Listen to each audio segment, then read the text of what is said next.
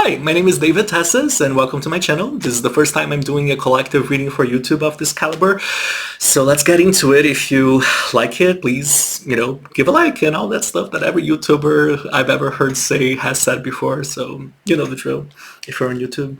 So the idea is to give a collective tarot card reading for the week ahead. Okay, so this will be from the week of October 30th. Well, I guess starts on Sunday, right? So of October 29th until November 5th. And this is just to see, where we're at right now collectively, where are we headed collectively, what's going on in our minds and in our psychology collectively, and also what is our collective karma as well, So the idea is to have these messages inspire you, give you some guidance, maybe make you think about things that you never thought of before, maybe trigger some epiphanies or whatever it is, they're supposed to help you. And just by listening to them, you might feel some insights or some new ideas pop up, or just, you might get the guidance that you'll be looking for something you've been struggling with, They are collective messages, so they apply for whoever comes across this video. And let's get to it. So first I'm going to shuffle the cards. I'm going to be using the Golden Dawn spread, but I'm just going to be showing the cards one by one like this. And I apologize, I don't have like a fancy background or anything like that. This is me just, saying fuck it. I'm just going to do a video and see what happens, So I am going to use the Golden Dawn spread. I already said that. And we'll start.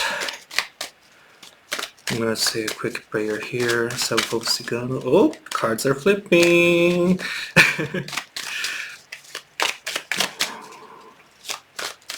Selvo Cigano. Seus oh my goodness. The moon just jumped out, y'all. That's definitely a sign. Seriously. I mean, it is eclipse weekend, so I guess we can talk about that. How the moon has literally affected all of us. And during eclipse season, it's pretty chaotic. You get a lot of unexpected, chaotic, intense things happen or coming to a closure, or, triggers galore take place. But the moon card, I already put it back because I'm still shuffling. It's just, I don't really do jumpers, so if a card jumps out, I don't really take it into account. I just put it back in and I go back to shuffling and until I pull, appropriately. But the moon, I feel like that was a special message right there, because it does speak to us about the importance perhaps of this week, us having to discern reality from illusion. This is a time of the year where the veil gets very thin, but also not only just dealing with spiritual things, but also, things that maybe you might be in your head about, or be imagining things, or things that maybe are triggering your anger or, deep-rooted feelings. The moon does speaks to, us creating a discernment between what's real and what's not real in our emotional reality. So in what ways you could be lying to yourself, All right, so first we're going to look at where we're at collectively. Let's see what happens. Okay. Nine of Cups. That's the first card. So this is telling me that, well, let me pull the other two to complement it. The Sun and the Ten of Wands.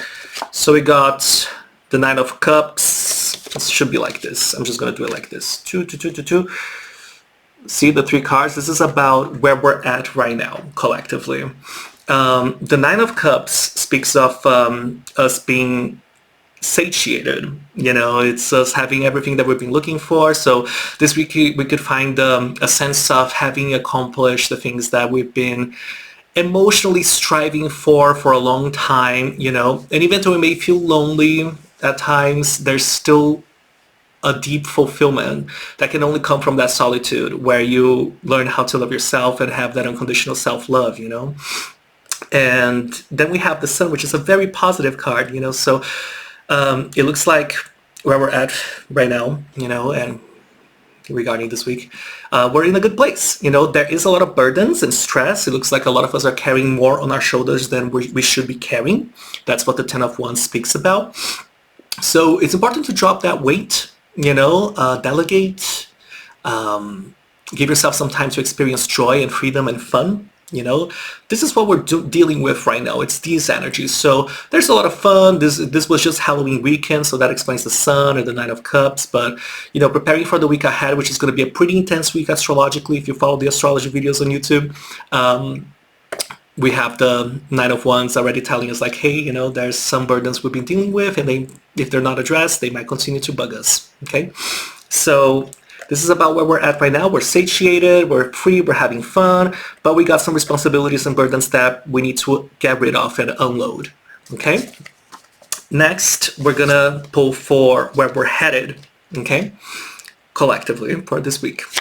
We got the Devil. Oh no. My screen just went black. Then the King of Wands and the Ten of Cups. Oh my goodness, these are very good cards. So let me just show them like this so you can see them. So usually the card in the middle, it's the first card that I pull, and it's the most important card. And then the adjacent cards are explaining what's happening with the card in the middle a little bit better. So with the Devil, there's going to be we might get a little sexy this week, you know.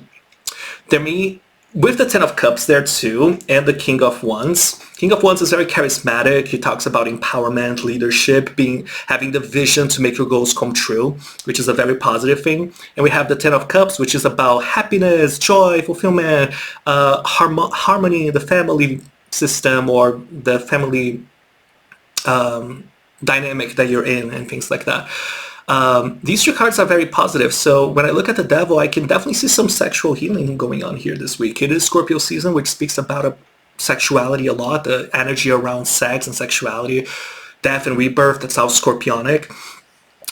So we will be dealing with these themes, you know. We might also be looking at where we are attached to certain things or where we're being too materialistic, and we might be able to start recognizing that maybe some of the things we're attached to or that we are materially engaged with are not necessarily so bad for us. Maybe there are certain habits or guilty pleasures that we have that we condemn ourselves for having, but it's kind of like it's a time of this week, you know, it might be confronting a situation where you might have to just step up and be like, and own your shit. You know, just own that this is what I like to do, this is what brings me pleasure, this is what makes me feel enjoyable, this is what makes me feel joy, you know. Also with the Devil, it is a card that speaks of kinks and BDSM as well and things like that, but I don't see adjacent cards that would be speaking more of that or about that.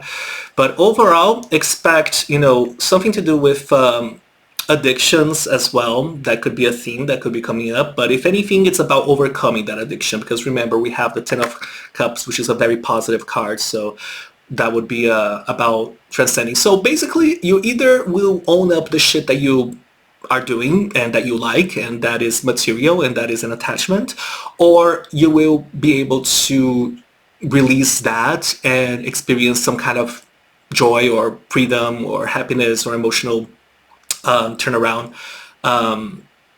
because of it.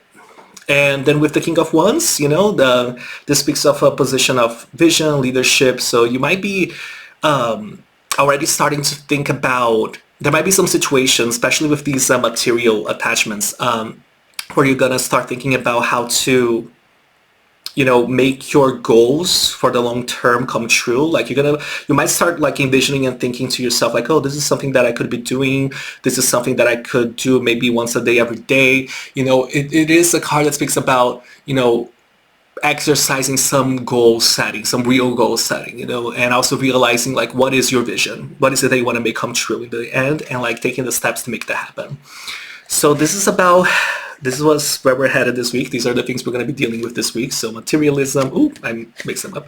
Materialism and sexuality, vision and leadership and goals, and happiness, joy and fulfillment, harmony in the family. I really like this. This is really fun. I really love this energy for this week. Now, we're going to look at what's going on in our psychology, in our unconscious, in our minds. What is it that we're thinking about? What's driving our behavior this week and things like that. So first we have the Four of Pentacles, then we have the Queen of Pentacles, and the Three of Cups. This is wonderful. So it looks like we need to first of all, there might be elders or like grandmothers or just like an older elderly, you know, or but not even elderly, but not mature, more mature individuals, more mature than you, who may be able to show you how to let go of things that you're just so holding on to so hard, you know. The Four of Pentacles speaks about holding on to things that you can't let go of. It's just like to the point of being stingy, like you don't want to share. You're like, but at the same time, it's a defensive card. You try to protect yourself and hold on to what you got, you know, because you don't want to lose it. So it's basically guarding yourself from potential financial exploitations, but I don't think that would be the case here of you being exploited or someone trying to take anything from you, because the other two cards are really positive. We have the Queen of Pentacles and the Three of Cups. So with the Four of Pentacles, sorry, my screen went black again. With the Four of Pentacles being there, that tells me that, you know, it's time. And we had the Devil also happening before just now. So this is starting to tell me that there might be some attachments or things that we're holding on to, or that we might be obsessing over a little too much. Maybe it is something that we get defensive about. So let's take inventory and do some self-investigation to see, like, just observe, you know, what are the things that you are obsessing over or that you're having a hard time letting go, and that could be getting in the way of your experiencing the joy and fulfillment that you deserve. You know, those are some things to think about. But, you know, with the Three of Cups, this tells me that we are, you know, trying to rely on community, on our friends. You know, there are people who are, you know, joyful, who bring us joy, who are emotionally fulfilling to us. You know, maybe there's partying, celebrating, you know. So, but this is how, like I said, these three cards, they're speaking about our minds, our subconscious, our psychology.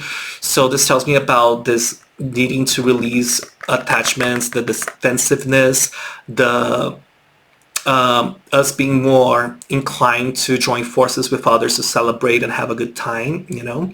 And with the Queen of Pentacles, we're talking about being caring, being loving, being nourishing, you know. It is an archetype that tells us the importance of guarding and keeping in a very loving and sweet way, like that the best grandmother would, you know, the things that of nature, the things that matter to us, the things that are material possessions, you know. So she's all about comfort. She's basically an energy of the importance of safeguarding and safekeeping comfort. And maybe that's what we're doing collectively at an unconscious level. We're all just trying to maintain stability, to have stability. We're trying to maintain comfort, to seek comfort, and to establish that comfort that we all seek, you know. So I think that's enough about the psychology and what's going on in our minds.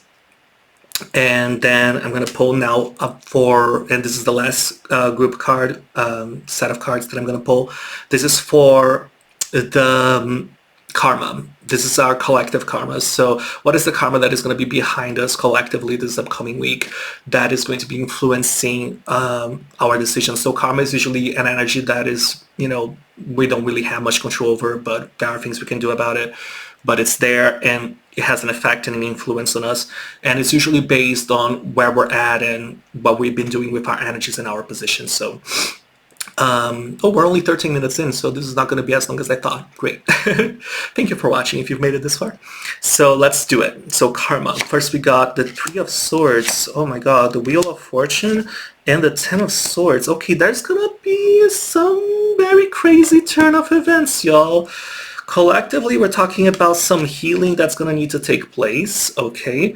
The Wheel of Fortune does speak about some changing fate in fortune. It's sometimes unexpected. It sweeps over the rug. I mean, it just pulls the rug from under you. That's what I meant to say, pulls the rug from under you. And this could be, you know, maybe is something in a partner or in a friendship or in a business setting or context that really catches you off guard, that you were not expecting it to just have that turn of events, and it's definitely something that will be outside of your control. The Wheel of Fortune is usually positive changes, but because we have these two negative cards here, the Ten of Swords and the Three of Swords, it's yeah, we gotta be careful. This is a karma that we'll be experiencing, so we can learn how to surrender to the things that. This is honestly, it sounds like this week is all about learning how to heal ourselves from obsessions and from defensiveness and things that we have a hard time with trust. Oh yeah, this is all about trust. This is about our inability to trust ourselves and to trust another person, to trust other people, to trust one another. So this is what we'll be healing this week. So I think the best advice here to dealing with this karmic energy, is to first see what is keeping you from trusting yourself first. Where is it that you may still have a hard time or hesitation with trusting your own gut, with your own intuition, your own heart? But also, what is it that is keeping you from trusting other people? Is there like some kind of trauma or, disappointment, deception that you've experienced or that you're afraid of experiencing that could lead to, this kind of, that has, created these trust issues, this inability to trust. So it sounds like the karmic energy overall for this week is about healing trust issues. This is what I'm gathering. And that's all. That's what I got for you all. I hope you enjoyed this. I'm going to try to do this every Sunday. And yeah, thank you for watching. If you would like to book a private reading, you can find me on Instagram. Just send me a DM there. I always answer them. My sessions are available. We can just find a time that will work for you, and we can just do it via audio or voice chat or video chat on Instagram. We can find a way to connect, and just message me there on Instagram. It's David Tessis, @DavidTessis. And I am complete. Thank you so much for watching, and I hope you have a great rest of your day or evening or whatever you are. But take care. Bye.